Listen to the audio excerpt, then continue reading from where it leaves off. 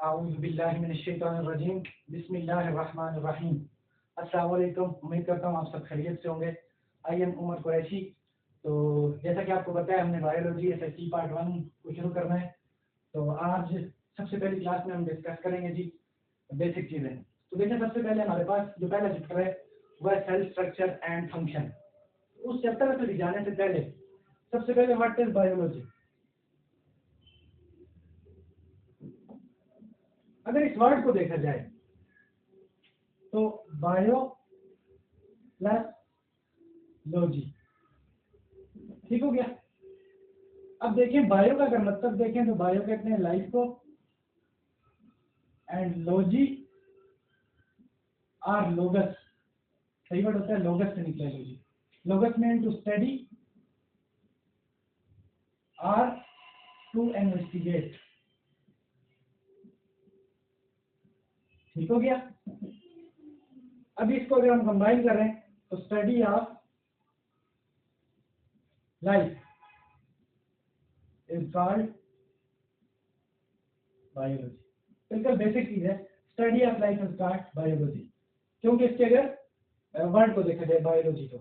अब देखिए लाइफ क्या है। Study of life is called biology. What is life? अच्छा, लाइफ को अगर आप डिफाइन करें सिंपली तो set of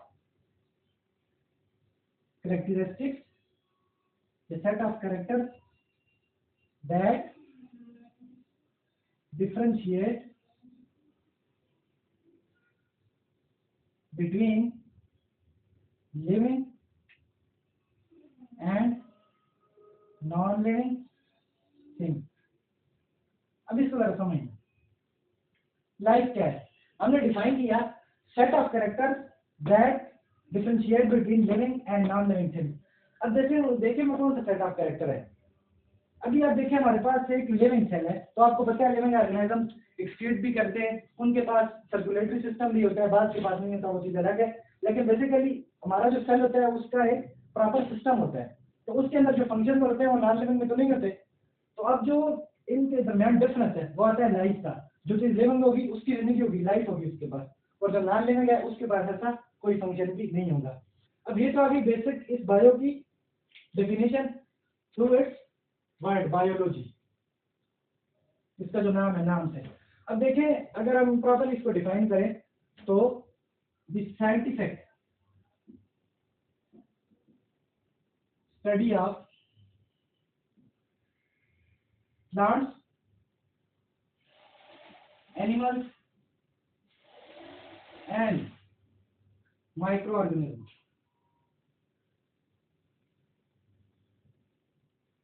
is called biology।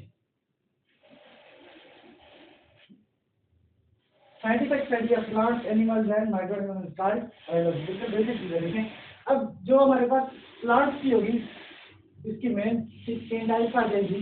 तो साइंटिफिक स्टडी जो प्लांट्स की होगी तो उसको हम कहेंगे बॉटनी,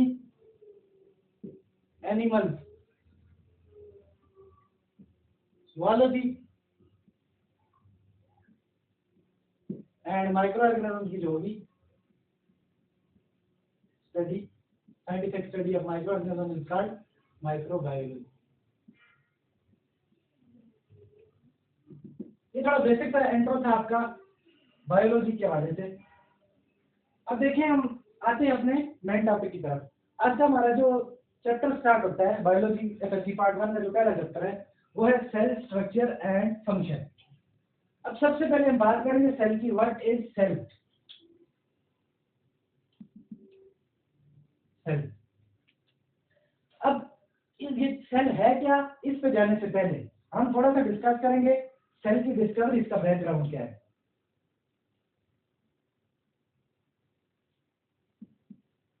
अच्छा, सेल की अगर डिस्कवरी की बात करें तो सबसे पहले इसमें नाम आता है रॉबर्ट हुक का। रॉबर्ट हुक, डेट थी 1665, बैक टू 1665। अब देखें, रॉबर्ट हुक ने इस तरह किया कि उस टाइम जो अर्ली माइक्रोस्कोप था उस जमाने में, थ्रू अर्ली और सिंपल माइक्रोस्कोप अभी तो एडवांस का कहना इलेक्ट्रॉनिक माइक्रोस्कोप दिया गया, लेकिन जो उस टाइम का होता था सिंपल माइक्रोस्कोप, उसके जरिए थ्रू अर्ली माइक्रोस्कोप ही एग्जामिन्ड पीस ऑफ कार्ड। अच्छा, कार्ड किस प्लांट का पीस है? डेड पीस है, ठीक है, सिंपली प्लांट का एक पार्ट का कार्ड, उसको उसने एग्जामिन किया तो उसने ऐसे देखा these are small box like structures। Robert Hooke ने एक स्लाइस लिया कार का, उसको जब अपने सिंपल माइक्रोस्कोप के नीचे एग्जामिन किया तो उसने देखा स्मॉल स्ट्रक्चर में बॉक्स लाइक। अब उन बॉक्स लाइक स्ट्रक्चर को उसने डायरेक्टली नाम दिया सेल का, ठीक हो गया। अब ये सेल जो नेम है, सेल है लैटिन वर्ड, ठीक हो गया, सेल लैटिन वर्ड है और ये यूज होता है स्मॉल रूम्स के लिए। अगर इस सेल का मतलब देखा जाए तो ये लैटिन वर्ड है, स्मॉल रूम के लिए ये इस्तेमाल होता है। अब क्योंकि जो रॉबर्ट हुक है उसने इस पूरे कार्ड में सिर्फ बॉक्स लाइक स्ट्रक्चर देखी, इसकी शेप देखी, तो स्ट्रक्चर इस तरह स्फीयर लाइक था, रूम लाइक था, ठीक है, क्योंकि बेसिक बिल्डिंग होना चाहिए, तो उसके मुताबिक इसने कह दिया इसको लैटिन वर्ड है स्मॉल रूम का, जिसका मतलब है उसने नाम दे दिया सेल का। अब इन्हीं चीजों को उसके बाद आगे लेके चला 1670s में एंटोनी वैन लेeuwenhoek।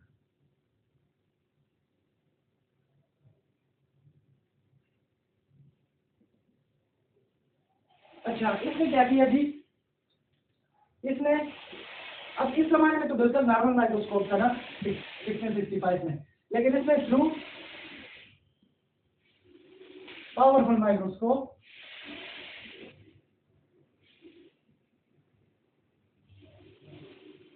एग्जामिन किया सेल को।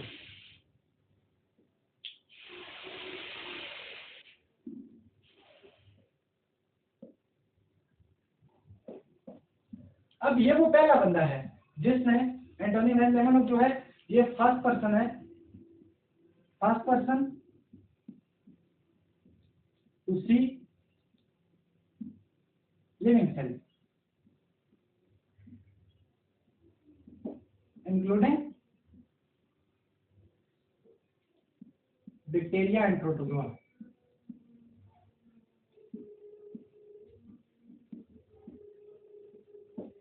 ये था एंटोनी वैन लेeuwenhoek 1670s में। इसने मजीद इस वाले से अच्छा माइक्रोस्कोप यूज किया क्योंकि थोड़ी सी एडवांसमेंट आ गई थी, तो इसने उससे अच्छा माइक्रोस्कोप यूज करके इसने जो है मजीद एग्जामिन किया प्लांट स्ट्रक्चर को। तो ये पहला पर्सन है जिसने लिविंग सेल्स को देखा, इंक्लूडिंग बैक्टीरिया और प्रोटोजोआ के तरह के सेल्स को। अब इसने देखा कहाँ, मोस्टली इसने देखा in water and other samples.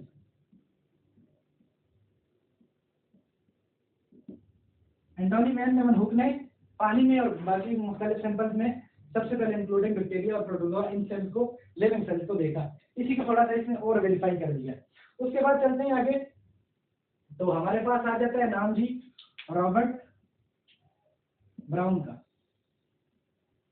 Robert brown ने 1831 में क्या किया, ही डिस्कवर्ड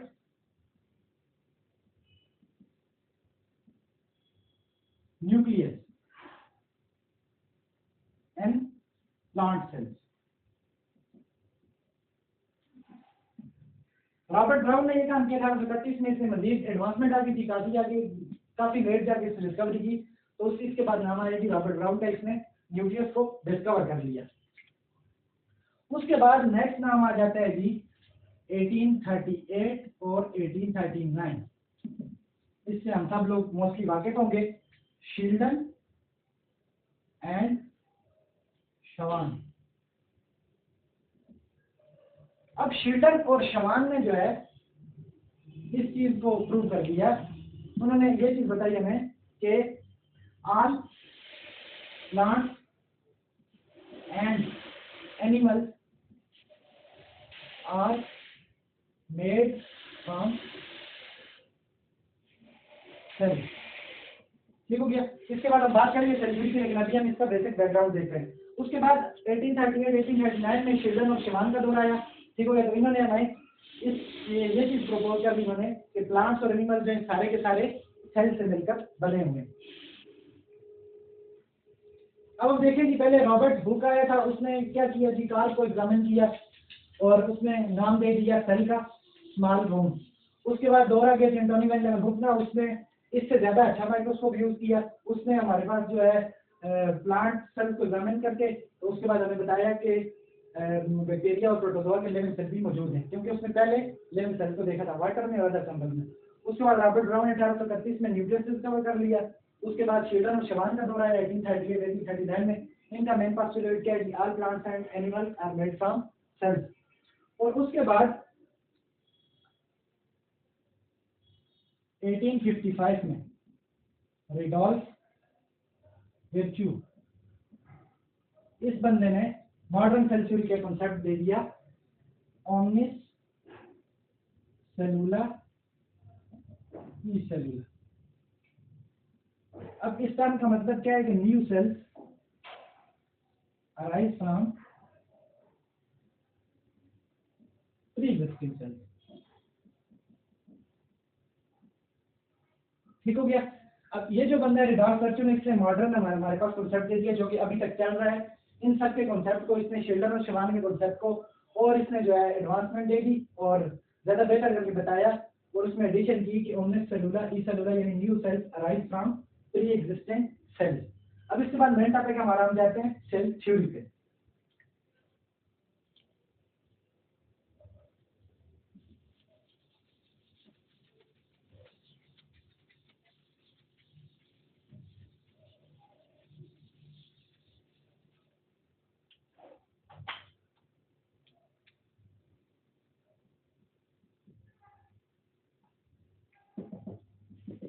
सेल थ्योरी में जो दो नाम वेल नोन है वो वही है, Matthias Sheldon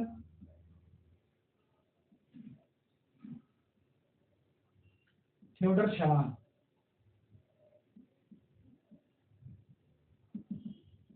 Matheus Schleiden and Theodor Schwann. अब शेल्डन जो था ये था जूलॉजिस्ट और शवान जो है थियोडर शवान ये बॉटनिस्ट था।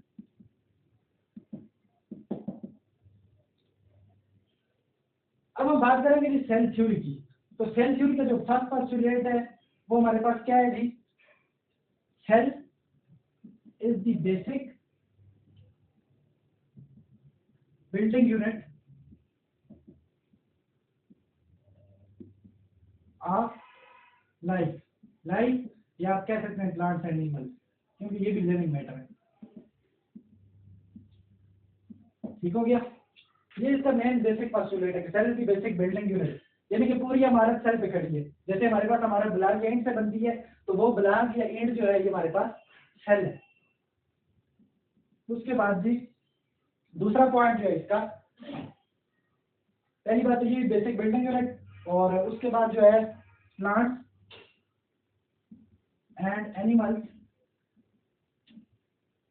Are made from cells. Plants और एनिमल्स जो है हमारे पास किस चीज से मिलकर बने, सेल से। अब ये जो दो पॉइंट थे ये 1888 1838 1839 में ये प्रपोज कर दिए शेल्डन और शवान ने। ठीक हो गया। उसके बाद रिडोल्फ विर्च्यू है, उसका कॉन्सेप्ट जो मेन चीज उसने दी है कि हमारे पास all living cells arise from pre existing sales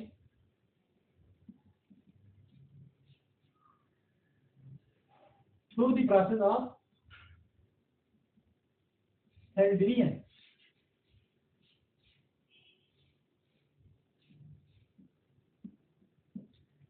वही कॉन्सेप्ट था ओमनिस सेलुला ई सेलुला। अब इसने 1855 में इन दो पॉइंट के बाद ये तीसरा पॉइंट दे दिया। अब ये ऐसा पॉइंट है जिसने मॉडर्न सेल थ्योरी को प्रॉपर्ली कंप्लीट कर दिया था। अब ये जो है कॉन्सेप्ट ये वाला किसने दिया, रिडोल्फ विर्च्यू ने। ठीक हो गया। उसके बाद कुछ आ जाते हैं हमारे पास modern concept.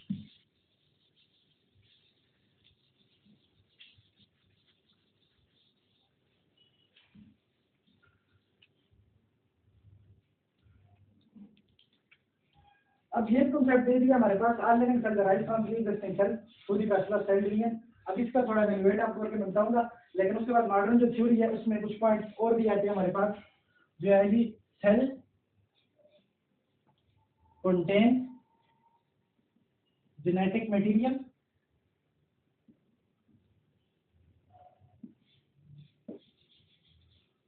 that transfers from parents to offspring। देखो क्या क्या हमारे पास जो सेल है बेसिक बिल्डिंग यूनिट है, तो सेल के पास जेनेटिक मटेरियल होता है जो पेरेंट्स से ऑफस्प्रिंग में ट्रांसफर हो रहा होता है, और इसके बाद all the process are take place within the cell in living body। ठीक हो गया। अब ये जो हमारे पास जितने भी प्रोसेस हो रहे होते हैं वो लिविंग बॉडी के अंदर, उनको बेसिकली कंट्रोल कौन कर रहा होता है? सेल कर रहा होता है, क्योंकि सेल ही जो बेसिक बिल्डिंग यूनिट है, तो तमाम का तमाम प्रोसेस जो है वो सेल ही देख रहा होगा और सेल के अंदर ही हो रहा होगा। तो ये हमारे पास आ गई सेल थ्योरी, जिसका मेन जो स्टार्ट किया था वो मिचेल स्टीगल छोटा शवान ने, cell is the basic building unit of life, plants and animals are made from cell. उसके बाद रेडॉल्फ बर्च्यू ने मॉडर्न के साथ थोड़ा सा एवेल्युएट किया, उसने कहा कि all living cells arise from the pre existing sales. और उसके बाद मॉडर्न थ्योरी का ये कॉन्सेप्ट है कि cell contain all genetic material that transfer from parents to offspring, और all the process are take place within the cell and living body. अब हम बात करते हैं जी, ये तो सिंपल सारी चीजें समझ आने वाली हैं, लेकिन थोड़ा सा कॉन्सेप्ट हम इसका देखते हैं कि ऑल लिविंग सेल्स जो arise from pre existing sales, इसका मतलब क्या है और इसका प्रूफ क्या है।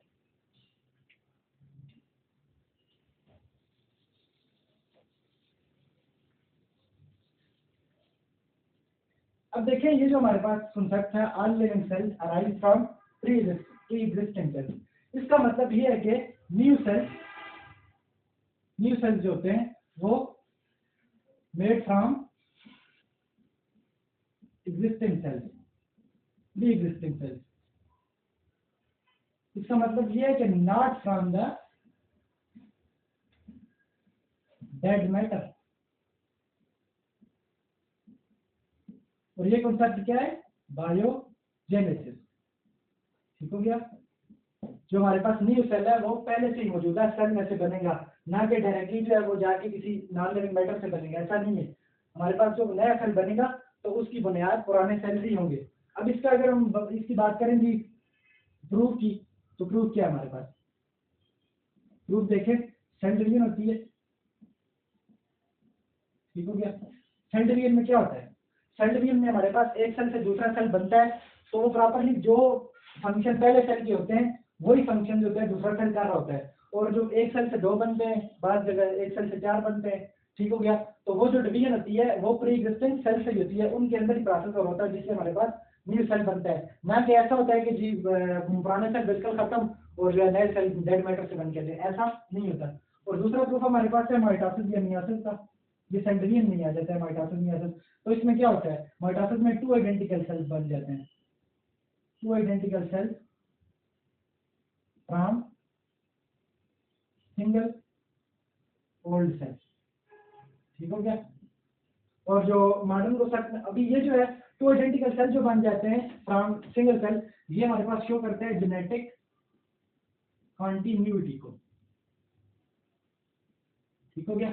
क्योंकि जेनेटिक कॉन्टिन्यूटी है ना, एक नस्ल से दूसरी नस्ल आ रही होती है, जनरेशन जो बढ़ रही होती है सेल डिवीजन के बाद। ठीक है, मुख्तलिफ सेल डिवाइड हो रहे होते हैं, तो ये इस कॉन्सेप्ट को एवेल्युएशन दी जा रही है माइटोसिस में और मियोसिस में। तो देखिए हमारे पास जो न्यू सेल्स आ रहे हैं वो पुराने सेल से ही आ रहे हैं, ना कि पुराना सेल खत्म होकर दूसरा सेल कोई नॉन लिविंग मैटर से बनता है, ऐसा नहीं होता। तो ये कॉन्सेप्ट है बायोजेनेसिस का। ठीक हो गया। जिसके मुताबिक हमारे पास ये इसका रेडॉल्फ बर्च्यू का जो पोस्टुलेट है ये प्रूव हो जाता है। ठीक हो गया। और मॉडर्न जो साइंटिस्ट थे उसके बाद एंटोनी वेन लोग और सब ने, लोग पास्टर, इन सब ने इन चीज को प्रूव भी किया था और इसको सपोर्ट भी किया था कि जी लिविंग सेल्स जो है arise from pre existing sales. ठीक हो गया। ये था हमारे आज के लेक्चर में बेसिक इंट्रो, जिसमें हमने सेल को डिस्कस किया, उसके थोड़ा बैकग्राउंड डिस्कवरी एक्सेट्रा को, और उसके साथ साथ जो है सेल थ्योरी को भी। तो तो इसके ये आप जरूर लेक्चर देखें, और अगर इसमें कोई क्वेश्चन हो तो आप बिला झिझक पूछ सकते हैं, 1 बार पूछ सकते हैं, 10 बार पूछ सकते हैं। इंशाल्लाह मुझे उम्मीद है अपने आप को सेटिस्फाइड कर दूंगा। बहुत बहुत शुक्रिया आपका।